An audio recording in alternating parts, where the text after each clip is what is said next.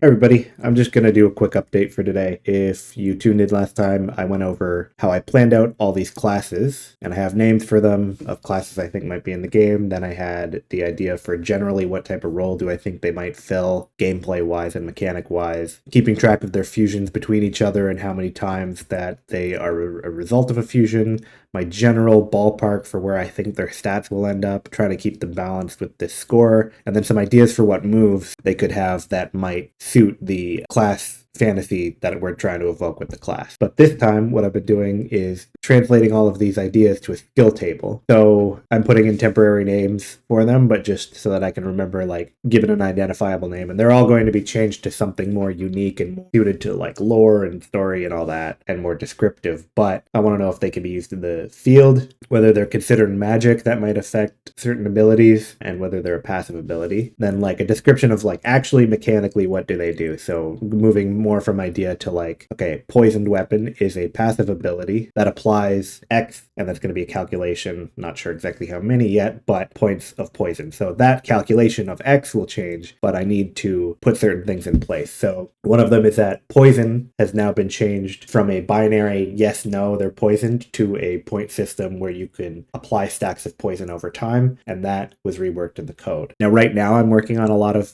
passive abilities, so I didn't really put in the time cost and MP cost. A lot of the ones I'm implementing right now are just checking whether you have the ability, and then it's going to incorporate that into some other consideration. But I also keep track of here which classes have that ability. And this table, this has become really just like a master document for all of my mechanics. I'll give you another example of an ability. So, like, my ranged ability is a passive where normal attacks are not hindered by enemy minions. And so then I'm like, okay, I need to implement how the attacks are hindered by enemy minions. And one of the ideas I had was that it could affect your accuracy. Like, if somebody has a bunch of minions summoned, it would make your attacks harder to get off, like you have to get through them.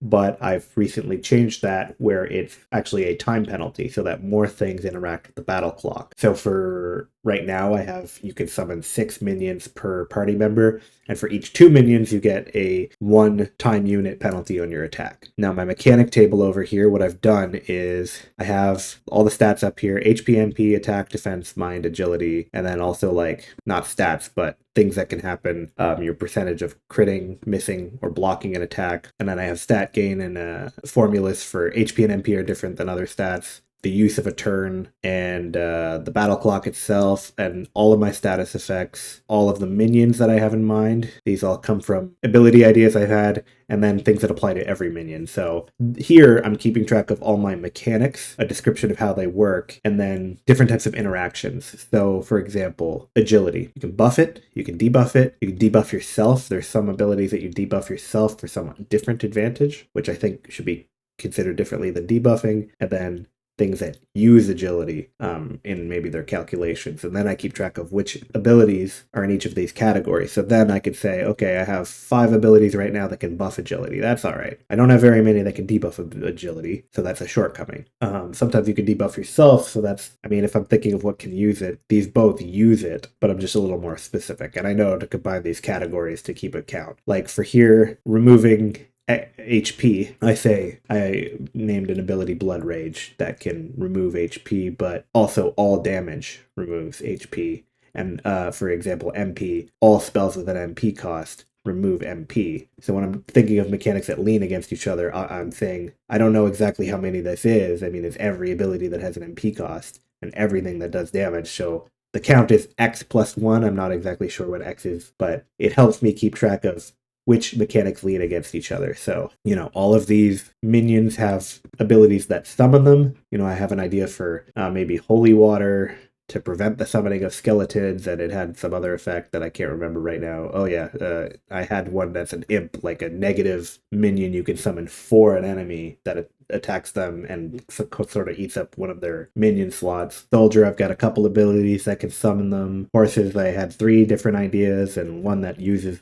a horse if you have it, for the cavalier. And then for any minion, there's like ranged can ignore one factor of an enemy's minions. You can punish the enemies for having minions. You can remove them. Some abilities use them or sacrifice them. And you got pretty much for status effects, you can afflict them. Some abilities might self-inflict them, cure them, punish them, make you immune to them, and all these categories. And I'm just trying to figure out like how to balance and keep track of which mechanics are over interacted with or under interacted with. So for example, here, nothing punishes poison, but poison is inherently a punishment. I think I need to have more things that cure and inflict poison. Well, inflict I have already some, but a few different things that might cure poison. Maybe you don't need as much of a punishment for something that's already quite bad. So sleep, I do have some ideas, but it's a pretty harsh status effect. But maybe a shortcoming would be like, I don't have anything that can cure charm right now. I didn't put in an idea for that, but this helps me keep balanced, and this is my approach to balancing everything. All I have for items right now is like potions and like a higher stage of potion and gold and an herb, because I wanted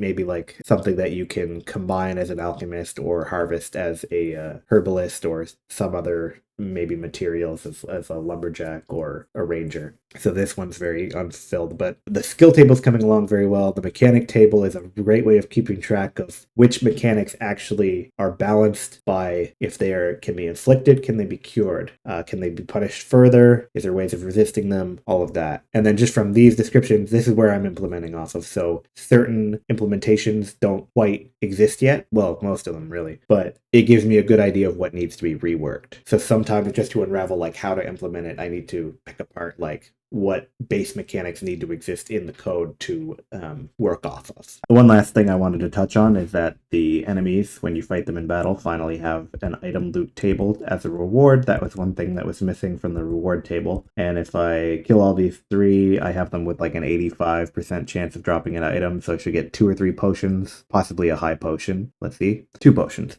Perfect. So this is just information I wanted here, but you had to put in the item table, so I implemented that. Partly it was because I wanted to be able to have a thief ability, so you can't steal any items if you don't have your loot tables implemented. It might be an alternate one for thieving, depending. But yeah, I mean, one thing leads to another. If I wanted to finish this, I had to implement the loot table. That lets me implement the thief ability. That pushes me to introduce new items. And you just go piecemeal like that. And, it's coming along. Just wanted to show that. So now, beforehand, it was just dropping gold. But most of the relevant information is here, even though it's not pretty. We got that experience bar. We got the remaining experience, the level, the gold, the items. I think the thing that's missing from this screen is when they level up, they might have a track of skills that they can earn by level up for a few levels before you fuse them away, and we'll go from there. But yeah, I haven't worked on any art. Everything still looks the same.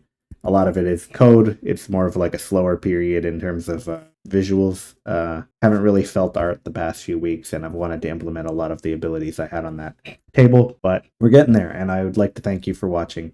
If you have any opinions on, a lot of the things in the table are just ideas, so they're not yet set in stone, but feel free to go down. I just tend to show everything on screen, so if you want to read through and give your opinions on any of the abilities you can see on the table, go ahead. I'd be happy to hear what sounds good and what doesn't sound good. So thank you very much. I'll see you next time.